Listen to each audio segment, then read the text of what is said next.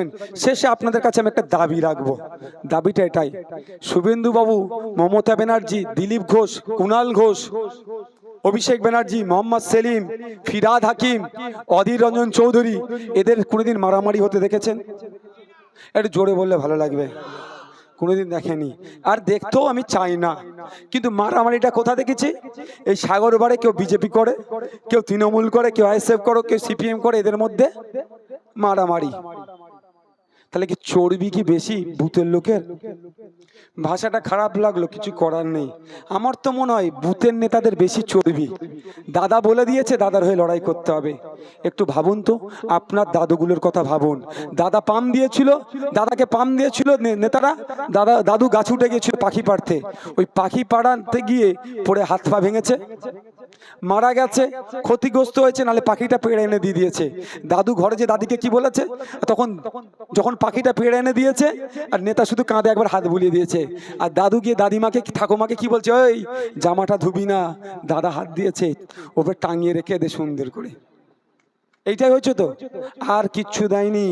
আর না হলে যে হাত ভেঙে গিয়েছে, পা ভেঙে গিয়েছে, কেউ মারা গেছে, কেউ কবরে গেছে, কেউ শ্মশানে গিয়েছে, কেউ মারামারি করেছে, বছরে একটা দিন ছবিতে মালা লাগিয়ে অমুক অমর রহে বলে ছেড়ে দিয়েছে।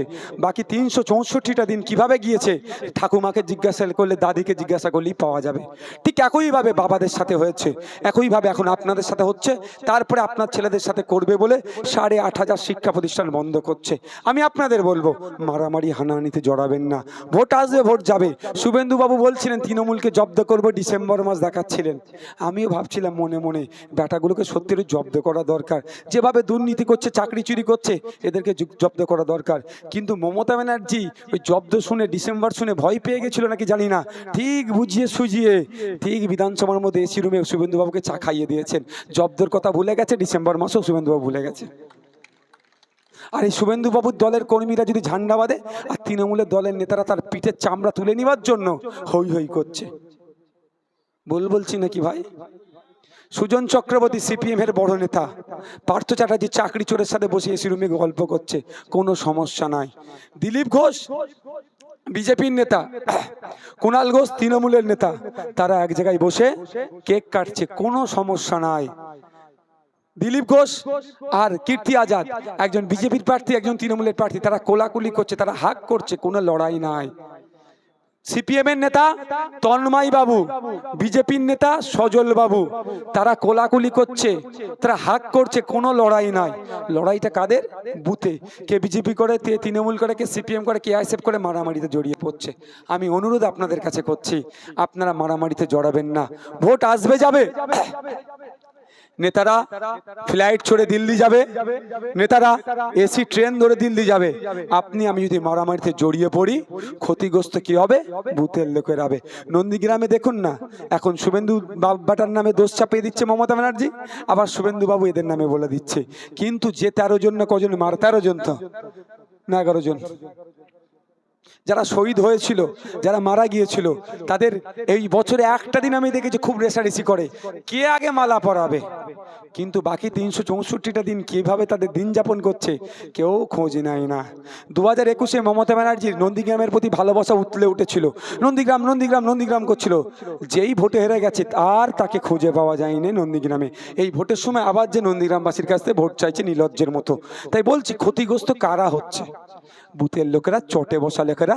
দিনে যারা 300 টাকা ইনকাম করেন তারা ক্ষতিগ্রস্ত হচ্ছে দাদা দিদিদের কথা শুনে। আমি অনুরোধ করছি, আর মারামারি হানাহানি নয়। ভালো লাগলে খাম চিহ্নে ভোট দেবেন সকাল সকাল গিয়ে, যদি না ভালো লাগে যাকে ভালো লাগবে, আপনার রাইট আছে। ভারতবর্ষের সংবিধান আপনার অধিকার দিয়েছে, 18 বছর ঊর্ধ্বে ভারতীয় নাগরিককে ভোটদানের পূর্ণ স্বাধীনতা দিয়েছে। যে কে ভালো লাগবে, না ভালো লাগলে আবার তাও অপশান দিয়েছে নোটা, সে কোনোও দিতে পারেন, আপনার ব্যাপার। কিন্তু অনুরোধ এটাই আপনার কাছে যে ভোটের জন্য মারামারিতে জড়াবেন না। দিনের শেষে মারামারিতে জড়ালে ভূতের লোক ক্ষতিগ্রস্ত হয়, পরিবার পরিজন এলাকাবাসী ক্ষতিগ্রস্ত হচ্ছে। আর নেতারা সন্ধ্যেবেলায় ভালো করে মেকআপ টেকআপ করে বসে, এটা ভুল হয়েছে, এটা অন্যায় হয়েছে, এটা করা উচিত ছিল না, দেখছি হ্যান করছি ত্যান করছি বলে তারা গা বাঁচিয়ে নিল, আর বুথের লোক মারামারি করে জেল জরিমানা কবরে শ্মশানে চলে গেল। তাই অনুরোধ, তবে আমি একটা কথা বলি, অনেক নেতাদের রাগ হয়, কিন্তু কিছু করার নেই। 1952 সাল থেকে শুধু বলে এসেছে এই ধরনের স্লোগান, কি লড়াই লড়াই লড়াই চাই, লড়াই করে বাঁচতে চাই। 1952 সাল থেকে বলে এসেছে তো নাকি এই ধরনের স্লোগান? আপনারা বলুন তো, কে লড়াই করে আর কে বাঁচে? মোহাম্মদ সেলিম সাহেব লড়াই করে, ফিরহাদ হাকিম লড়াই করে, সুজন চক্রবর্তী লড়াই করে, মমতা ব্যানার্জি লড়াই করে, শুভেন্দু অধিকারী লড়াই করে, অধীর রঞ্জন চৌধুরী লড়াই করে। এদেরকে লড়াই করে না, এরা লড়াই কে করে? দিনে যারা 300 টাকা ইনকাম করে, এই সকাল হলে চায়ের ঘুমটিটা খুলবে, সকাল হলে ভ্যানটা নিয়ে বার হবে, সকাল হলে কলকাতায় যাবে, পরিযায়ী শ্রমিক হয়ে যারা ভিন্ন রাজ্যে কাজে যাচ্ছে, তারা লড়াই করছে। আর বাঁচছে কে? নেতারা এসি রুমে বসে তারা গল্প করছে। তাই আপনাদের বলবো, আজকের পর থেকে এই স্লোগানটা বন্ধ করতে হবে। যদি কোনো দাদা দিদি বলে, শুধু এটা উত্তর দেবেন, 1952 সাল থেকে এই স্লোগান দিয়ে আমরা আজকে এই জায়গায় এসে গিয়েছি। আমরা বাংলাটা ঠিকঠাক পড়তে পারছি না, ইংলিশ তো দূরের কথা। তো আজকে এই দুর্দশা আমাদের। এবার আমরা একটা অন্য স্লোগান দেবো, নেতাদেরকে মানতে হবে। কারণ 1952 সাল থেকে নেতাদের স্লোগানে আমরা গলা মিলিয়ে ধ্বংস হয়েছি। এবার সাধারণ মানুষের স্লোগানে নেতাদেরকে দিতে হবে কি? নেতাই নেতাই লড়াই চাই, জনগণ এবার দেখতে চাই। নেতাই নেতাই লড়াই চাই, জনগণ এবার দেখতে চাই। নেতাই নেতাই লড়াই চাই, জনগণ এবার দেখতে চাই। আমি কিন্তু বলছি না, যদি নেতারা লড়াই করার কথা বলে, উল্টে আপনারা এটা বলবেন। কি বলছে শুনতে খুব ভালো লাগে। বন্ধু কি বলে ওটাকে? ব্যানার লিখতে লিখতে যদি কালি শুকিয়ে যায়, আমার রক্ত দিয়ে লিখিয়ে নিও। খুব ভালো কথা, শুনতে খুব ভালো লাগে ভাই, পুরো বাঁধিয়ে রাখার মতো এত সুন্দর সুন্দর কথা বলে। বলুন তো দাদা, মোহাম্মদ সেলিমের রক্ত দিয়ে কটা ব্যানার লিখেছে? শুভেন্দু বাবুর রক্ত দিয়ে কটা ব্যানার লিখেছে? মমতা ব্যানার্জির রক্ত দিয়ে কটা ব্যানার লিখেছে? অভিষেক বাবুর রক্ত দিয়ে ব্যানার লিখেছে? ওরা লিখবে না। রক্তটা কার নেবে? ওই গরিব মানুষের, যে সকালে উঠেই প্রচন্ড রৌদ্রতে মাঠে যাচ্ছে, বিকালে ফিরে আসছে, সকালে যে অবস্থা যাচ্ছে, বিকেলে তার উল্টো হয়ে যাচ্ছে, রৌদ্রতে গায়ের চামড়া পুড়ে যাচ্ছে। ও বেচারির কাছ থেকে রক্ত টেনে বার করবে এরা। এবার রাখো না, এবার বলবেন, ও কথা বললে, স্লোগান দিলে বলবেন, আগে মোহাম্মদ সেলিমকে বলুন 100 গ্রাম রক্ত দিয়ে যেতে, শুভেন্দু বাবুকে বলুন 100 গ্রাম রক্ত দিয়ে যেতে, মমতা ব্যানার্জিকে বলুন 100 গ্রাম রক্ত দিয়ে যেতে, তারপরে আমরা দরকার হলে 1 কিলো করে রক্ত দেবো।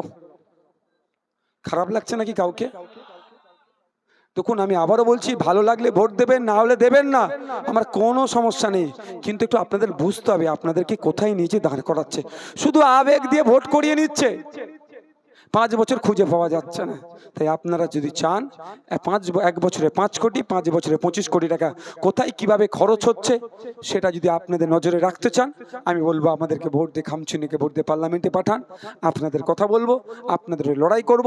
1 বছরে 5 কোটি, 5 বছরে 25 কোটি, টোটালটাই আপনাদের নজরদারিতে কাজ হবে। আপনাদের নজরদারিতে কাজ হবে। কটা বাজে? ওসব ভুল কথা। টিএমসি কে না ভোট দিলে বিজেপি টিএমসি কি আলাদা নাকি মনে হচ্ছে? যখন সিবিআই ইডি কারো নেতার বাড়িতে যায় রেড করতে, আমাকে জিজ্ঞাসা করে কি বলছেন, অনেকে বার খেয়ে অনেক বলে, আমি বলি আমি ভরসা পাচ্ছি না, আমি আলাদা দেখতে পাচ্ছি না ভাই। কিন্তু বুথের বিজেপির নেতা, বুথের বিজেপি কর্মীরা সত্যিকারের কিন্তু বিজেপি করে, কিন্তু নেতাগুলো সব ম্যানেজ করে চলছে। 2019 সালে আইএসএফ ছিল ভাই, 18টা কে গিফট করেছে, ওসব ক্যাসেট আর বাজবে? এই আইএসএফ ভোট কাটছে, আনতেন আইএসএফ লড়াইটা দিচ্ছে বিজেপি তৃণমূলের চোখে চোখ রেখে। আচ্ছা ভাই, এটা কি? এটা একটা ধর্মস্থান? হ্যাঁ, শ্রী চৈতন্যদেবের, হ্যাঁ তো আশ্রম। তো এই যে পরিবেশ আমাদের আশ্রমের সামনে, আজকে নওশাদ সিদ্দিকী মাথায় টুপি দিয়ে বক্তব্য দিচ্ছে, এই পরিবেশ তো বাংলার, এটা তো বাংলা সম্প্রীতি। এই নয় যে আশ্রমে ঢুকে মন্দিরে পুজো দিতে হবে নওশাদকে, এটা সম্প্রীতি মনে করি না। বা একটা হিন্দু ভাইকে মাজারে গিয়ে চাদর ছড়াতে হবে, মসজিদে গিয়ে নামাজ পড়তে হবে, এটা সম্প্রীতি নয়। সম্প্রীতি মানে এটাই যে আমার অধিকারকে আমি বুঝে পাচ্ছি কি পাচ্ছি না, সম্প্রীতি মানে আমি এটুকুই বুঝে মনে করি, সম্প্রীতি ওটাই যে আমার হিন্দু ধর্মের মানুষরা তার রিলিজিয়াস প্র্যাকটিসটা ঠিকঠাক করতে পারছে কি পারছে না সেটাকে দেখার দায়িত্বটা হচ্ছে সম্প্রীতি। সম্প্রীতি ওটাই মসজিদ মাদ্রাসা আজান ঠিকঠাক হচ্ছে কি হচ্ছে না দেখার। আপনারা ভুলে যাচ্ছেন না, হয়তো গিয়েছেন অনেকে, আমি কিন্তু ভুলে যাইনি। 2022 সালে ডিসেম্বর মাসে টেট পরীক্ষার সময় আমার হিন্দু সমাজের মায়েরা যখন বোনেরা যখন পরীক্ষা কেন্দ্রে গিয়েছিল, এই অপদার্থ দেবংশুদের সরকার নিজেদেরকে সততার প্রতীক প্রমাণের জন্য আমার হিন্দু সমাজের মা বোনের হাত থেকে কি করেছিল, শাখা পালা খুলিয়ে পরীক্ষা কেন্দ্রে ঢুকিয়েছিল। নওশাদ সিদ্দিকী আইএসএফ সেই সময় কিন্তু প্রতিবাদ করেছিল। আমরা মনে করি এই প্রতিবাদটার নামই হচ্ছে সম্প্রীতি, কারণ আমার হিন্দু সমাজের মায়ের হাত থেকে কেন শাখা পালা খোলাবে? তখন কিন্তু বিজেপির নেতাকে খুঁজে পায়নি। যখন মাধ্যমিক পরীক্ষা কেন্দ্রে মুসলিম বোন গিয়েছিল হিজাব পরে, তাকে পরীক্ষা কেন্দ্রে ঢুকতে দিচ্ছিল না, এই আইএসএফ নওশাদ সিদ্দিকী প্রতিবাদ করেছিল। আমি মনে করি এটাই সম্প্রীতি।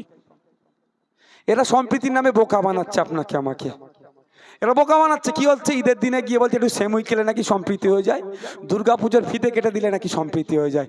আরে দুর্গাপুজো যারা করছে, পুজো দেখতে যারা আসছে, তাদের বাড়ির ছেলেগুলো তুমি চাকরি চুরি করে নিয়েছো, এখানে এসে তুমি সম্প্রীতির গুতোগুতি করছো। আগে তার চাকরিটা ব্যবস্থা করে দাও। যে ঈদের নামাজে যাচ্ছে তার চাকরিটা তুমি চুরি করে নিয়েছো, আর তুমি ওখানে ঈদের নামাজে গিয়ে সম্প্রীতি দেখাচ্ছ। এটা বলি দোষ হয়ে যাচ্ছে। আমার সরস্বতী মায়ের ছেলে চাকরি চুরি করে নিয়েছে, আর নওশাদ সিদ্দিকীকে বলছে তুমি হিন্দু মুসলমানের রাজনীতি করো, ও আমার দ্বারাই হবে না। আমার ফতেমা মায়েরও ছেলের চাকরি চুরি গিয়েছে।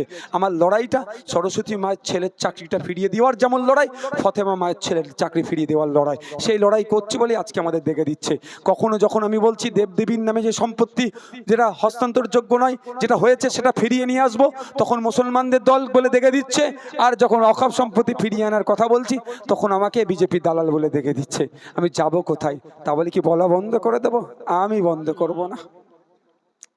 বিধানসভার মধ্যে মাননীয় মন্ত্রীকে প্রশ্ন করেছিলাম, দলিত ভাই যারা দলিত নয়, তারা দলিত সেজে এসসি সার্টিফিকেট নিয়ে দলিতদের চাকরি চুরি করে নিচ্ছে। যারা আদিবাসী নয়, নকল আদিবাসী, তারা নকল এসটি সেজে আদিবাসীদের চাকরি চুরি করে নিচ্ছে। আমি মন্ত্রীকে প্রশ্ন করেছিলাম যে জবাব দাও, যে কতজনের এই ধরনের সার্টিফিকেট ধরেছো আর তাদের বিরুদ্ধে কি ব্যবস্থা গ্রহণ করেছো। জবাব দিতে পারেনি, বলেছে পরে বলবো। এখনো উত্তর আসেনি।